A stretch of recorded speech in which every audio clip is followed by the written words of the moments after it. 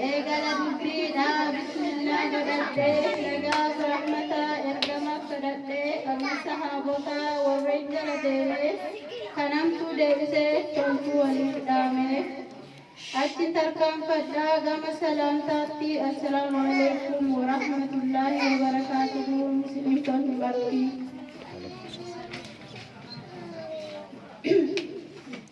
Ulamoonni keenya, ustaazonni keenya, keessummoonni keenya hundumti keessanuu isin waamnaan dhuftan alhamdulillah. Yaa barattoota diinii kan har'aan nu gahe rabbumaa guddaanii baga gammaddanii obbolaawwan diinii baga gammaddanii obbolaawwan diinii. Ulamoonni keenya xiqqaa fi guddaanii baga nuuf jiraattan umurii nuuf dheeradhaa yaa qaroo ija keenya qilleensumarraanii nu barsiifattanii dharaa dhugaa adda nu baaftanii. Yaa ustaaza keenya yaa hayyuu beekumsaa dukkana doofummaa isatu mancaasaa. Wanti ustaazota dubbatamee dhumu wixinee jalqabaati ustaasni haa bulu wixinee jalqabaati ustaasni haa bulu. Guyyaa gammachuutti dhufnee argamne yaa garee hurufaa yaa bu'uura kiyyaa baga gammaddanii warri badhaafamtan osoo hin ifatin ustaasa hordoftanii.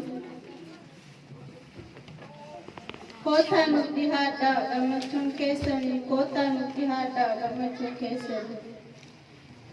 Isin ilaaluu dhufnee xiqqaa fi guddaanii hedduu galatoomaa warri laffaatanii hedduu galatoomaa warri laffaatanii. Tajallistee teessuu har'a maal jetteree hayyaa carraa koo osoo nan baradhee anis silaa yoonaa gammachuu qoodadhee hayyaa sheenaa koo ooleetuma bulee liiftima qabadhe.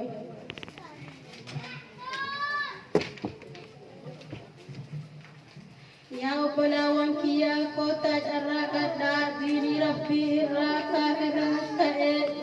kaafirri biyyarraa nutti ka'ee jira quraana cicciraa masgiidallee gubaa qalbiin dararaa nutoo ofaa gaafannu nutoo eessa jirraa akkilmaa diinii jirrirra mee ofaa gaafannu nutoo eessa jirraa akkilmaa diiniirra. Gaafa biyya jiru hammeenyaa asillee dhufnaanii hin qabu nageenyaa mee hubadhaa laalaa jiruun duniyaa kun numaafu fakkeenya mee hubadhaa laalaa jiruun duniyaa kun numaafu fakkeenya. Waa malee hin kaafne mee anaaf hubadhaa jiruun duniyaa kun yoomuu hir'uudha.